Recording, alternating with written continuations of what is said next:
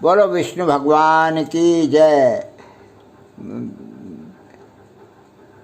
बरूथनी एकादशी का महत्म मैं सुना रहा हूँ। धर्मराज युधिष्ठिर बोले, हे भगवान, वैशाख माह की कृष्ण पक्ष की एकादशी का नाम तथा उसकी विधि क्या है और उससे कौन से फल की प्राप्ति होती है, सो कृपा पूर्वक कहिए। श्री कृष्ण भगवान बोले, हे राजेश्वर, वैशाख माह की कृष्ण पक्ष की एकादशी का नाम बरूथनी है। ये सौभाग्य को देने वाली है। इसके व्रत में मनुष्य के समस्त पाप नष्ट हो जाते हैं और अंत में सुख मिलता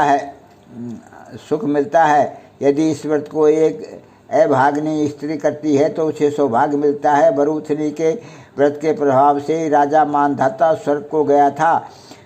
शिविका, धुंधमार आदि भी स्वर्ग को गए। बरूथनी एकादशी के व्रत का फल 10 सहस्त्र वर्ष तपस्या करने के फल के बराबर है। कुरुक्षेत्र में सूर्य ग्रहण के समान जो एक भार स्वर्ण दान करने से फल मिलता है, वही फल बरूथनी एकादशी के व्रत के करने से मिलता है। बरूथनी एकादशी के व्रत से मनुष्य श्लोक और परलोक दोनों में सुख प्राप्त करते हैं और अंत में स्वर्ग को जाते हैं। शास्त्रों में कहा गया है कि हाथी का दान घोड़े के दान से और हाथी के दान से भूमि का दान उत्तम है। उससे उत्तम तिलों का दान है। तिल से स्वर्ण दान, स्वर्ण से अन्नदान श्रेष्ठ है। संसार में अन्नदान के बराबर कोई भी दान नहीं है।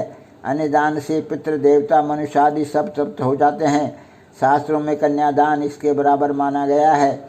बरूथनी एकादशी के व्रत से अन्न तथा कन्यादान का फल मिलता है। जो मनुष्य लाभ के वश में होकर कन्या का धन ले लेते हैं, वे प्रलय के अंत तक नरक में पड़े रहते हैं या उनको अगले जन्म में बिलाव का जन्म ग्रहण करना पड़ता है। जो मनुष्य प्रेम से एवं धन सहित कन्यादान करते हैं, उनके पुण्य को चित्रगुप्त भी लिखने में असमर्थ हो जाता है। जो मनुष्य इस बरूथनी एकादशी का व्रत करते हैं, उनको कन्यादान का फल मिलता है। बरूथनी एकादशी का व्रत करने वाले को दशमी के दिन से निम्नलिखित 10 वस्तुओं को त्याग देना चाहिए।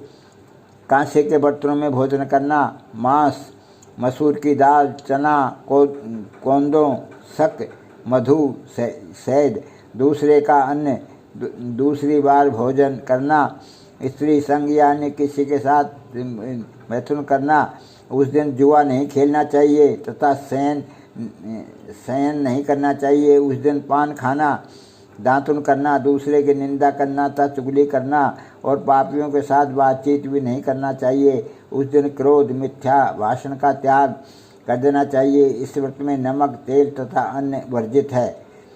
हे राजन, जो मनुष्य इस एकादशी को विधिवत करते हैं, उनको स्वर्गलोक की प्राप्ति होती है। इस व्रत के महात्म्य को पढ़ने से 1 सहस्त्र गोदान का फल प्राप्त होता है। इसका फल गंगा के स्नान करने के फल से भी अधिक है। बोलो।